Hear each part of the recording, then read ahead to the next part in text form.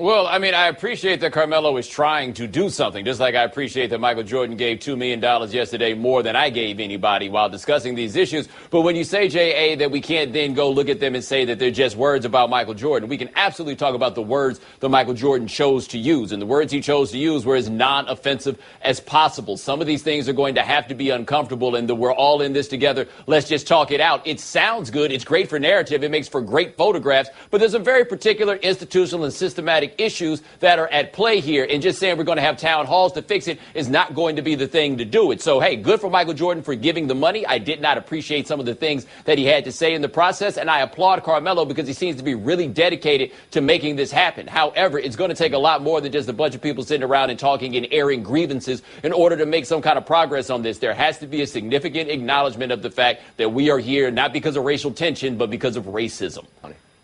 I had a gigantic problem with the way that he characterized people and their, quote, deaths at the hands of law enforcement versus the cowardly and hateful killings of police officers. Is an active, passive voice sort of thing that is used very often to diminish the plight of marginalized people. Those people didn't just die deaths. They were killed. Whether you think the killing was justified or not, they were killed, and they should be held on the same level as anybody else getting.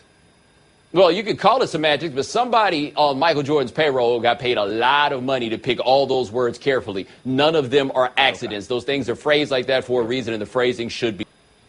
I think it remains to be seen whether this is going to have an impact. I don't think it will, because I think he tried too hard not to offend people, and it's hard to have an impact on something like this if you're trying not to offend people. And I'm sorry, I can't go with this, hey, Michael Jordan gave some money and Michael Jordan hired some people. Michael Jordan consciously kept his face out of a lot of things in order to protect Michael Jordan and the people around him money. That was the decision that he chose to make, but we're not going to come back on it now and be like, well, you got to remember the other things. He didn't want his face on stuff. He tacitly admitted that himself in this statement. We're not going to go back and say it was cool. To the point that, you know, and I said this yesterday on this show, it's an Ali quote, right? If I see the world as a 50-year-old the same way I did as a 20-year-old, the last 30 years were a waste. Could there have been some sort of progression here for Jordan, Bomani? Oh, I certainly believe that there has been a level of progression, and we can evaluate where he is right now. That does not require us to get revisionist about where he was 25 years ago.